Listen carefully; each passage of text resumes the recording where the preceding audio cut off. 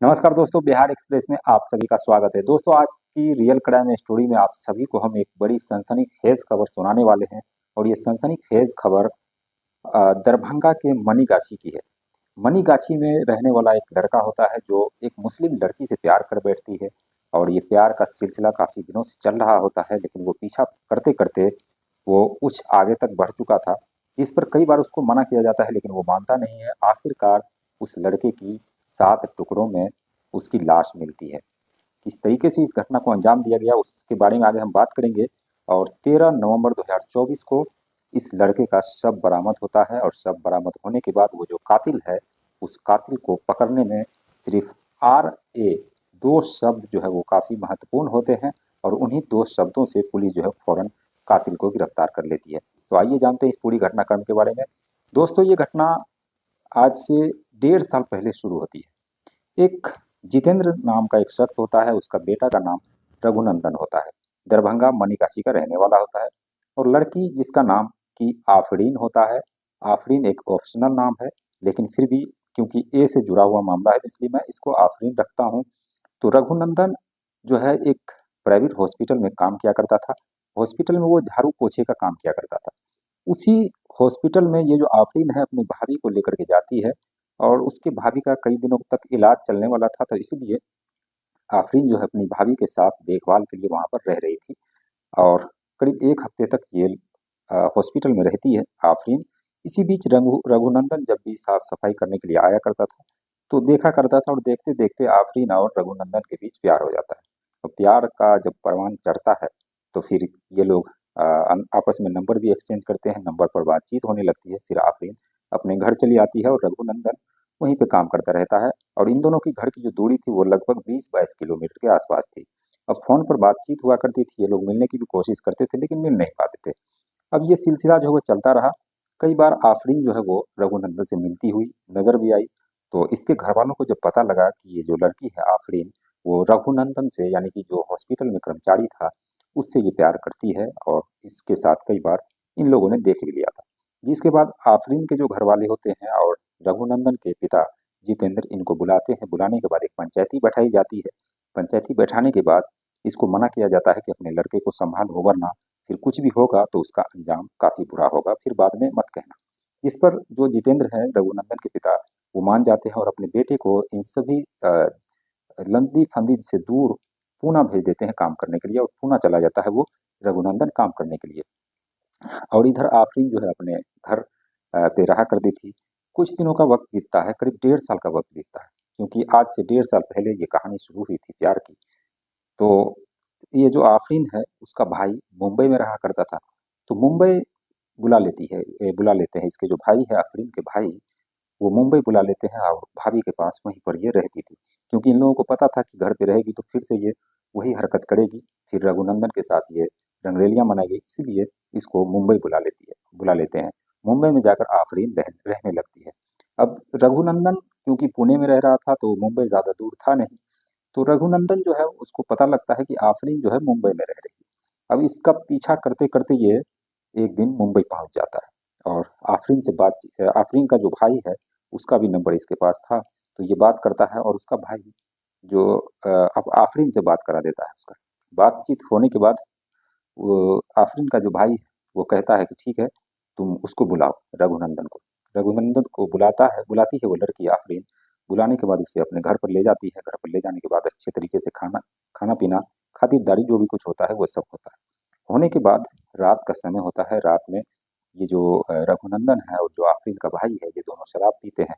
शराब पीने के बाद क्योंकि रघुनंदन काफ़ी पी चुका था, पीने के बाद अब वो बेहोशी की हालत में चला जाता है। जिस पर आफरीन के जो भाई होते हैं वो कहते हैं कि तुम जाकर सो जाओ।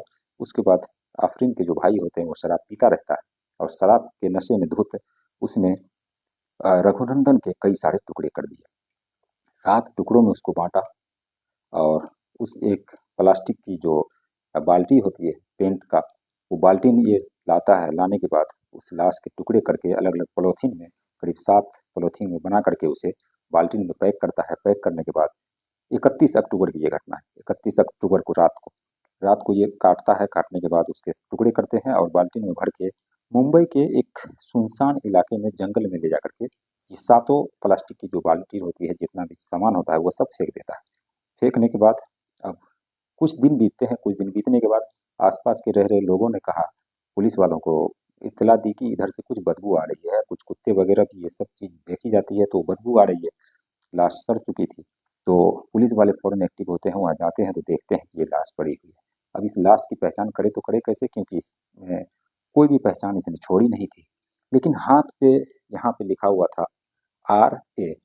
अब RA से जो पुलिस वालों को कोई क्लू मिलती नहीं है। इधर इसका जो रघुनंदन का पिता है वो परेशान है, क्योंकि रघुनंदन जो पिता है जितेंद्र, वो हर रोज रघुनंदन से बात किया करता था, लेकिन बात 31 अक्टूबर के बाद जो है उसकी बात नहीं हुई। अब इधर ये रिपोर्ट लिखा चुका था।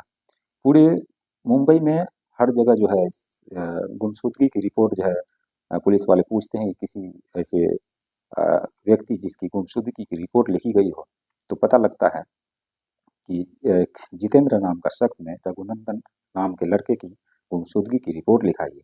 रिपोर्ट लिखाने के बाद अब उस लाश को लेकर के पुलिस जो है पहुंचती है। पहुंचने के बाद उसके हाथ पर जो RA लिखा हुआ होता है, उस RA को दिखाती है जितेंद्र के रघुनंदन के पिता को। तो रघुनंदन के पिता जो है फौरन पहचान जाते हैं और कहते हैं, हाँ ये मेरा बेटा है। फिर वो जो लाश जो पुलिस वाले होते हैं वो कहते हैं कि ये आखिर RA का मतलब क्या है। तो उसके पिता कहते हैं कि R से रघुनंदन, यानी कि उसके बेटे का नाम, और A जो है, A से आफरीन, जो कि काल्पनिक नाम मैंने बताया। A से उसका नाम कुछ और है, असली नाम, लेकिन मैंने वो काल्पनिक नाम आपको बताया कि आफरीन। अब इसी RA से जो मामला है वो सुलझता है, क्योंकि रघुनंदन के पिता जो है पहचान जाते हैं कि RA यानी कि उसका ही बेटा था, क्योंकि कोई भी शरीर पहचानने लायक था नहीं। इसके बाद पुलिस जो है फौरन सभी CCTV जितने भी कैमरे होते हैं वो सब खंगालते हैं 31 अक्टूबर के बाद वाले, और जिसमें ऑटो तो दिखाई देता है, लेकिन ऑटो में का जो नंबर है वो सही से नहीं दिख रहा था।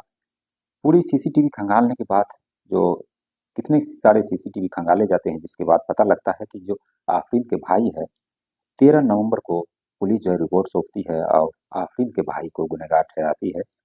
आफरीन के भाई को उठाती है पुलिस। उठाने के बाद उससे पूछताछ की जाती है। कड़ी पूछताछ करने के बाद वो कबूलता है कि हाँ, उसने ही रघुनंदन का कत्ल करके उसको जंगल में फेंका है। अब इससे जब ये बात साफ हो जाती है, कबूल लेते हैं, फिर उसके बाद उसको जेल की सलाखों के पीछे डाल दिया जाता है। अब वो जेल की सलाखों के पीछे कब तक रहेगा नहीं रहेगा, ये तो खैर कानून जाने, कानून तय करेगा कि क्या उसे पूरी उम्र जेल के पीछे ही रहना है। लेकिन ये जो प्यार मोहब्बत का मामला है, ये कहीं न कहीं दोनों ही घर की तबाही का आलम है। क्योंकि जिस प्यार को हम पा नहीं सकते, उस प्यार के पीछे दौड़ना यूँ कहें कि मतलब बेवकूफ़ी से कुछ भी कम नहीं है। आखिरकार एक लड़के की जान गई है, जो कि नहीं जानी चाहिए थी, बहुत ही गलत है। लेकिन फिर भी किसी की इज़्ज़त से खिलवाड़ किसी को भी महँगा पड़ जाता है, चाहे वो कोई भी हो, हिंदू हो, मुसलमान हो। मैं यहाँ पर किसी हिंदू या मुसलमान की बात नहीं कर रहा, लेकिन यही है कि इसका जो अंत होता है बड़ा ही बुरा होता है, बड़ा ही दुखद होता है। अपने जाति, अपने रिलेटिव में ही अगर किया जाए ये सारी चीज़ें, तो फिर ठीक है, लेकिन दूसरे जाति में, धर्म में जाने के बाद कहीं न कहीं एक रिलीजियस जो है वो अ, आ जाता है कि भाई, और जो हो नहीं सकता उसे नहीं करना चाहिए। तो ये थी एक अ, दर्दनाक कहानी। बाकी आपको कहानी कैसी लगी हमें कमेंट सेक्शन में ज़रूर बताइए। चैनल को सब्सक्राइब कीजिए। मिलते हैं नेक्स्ट वीडियो में, तब तक के लिए बाय बाय, टेक केयर।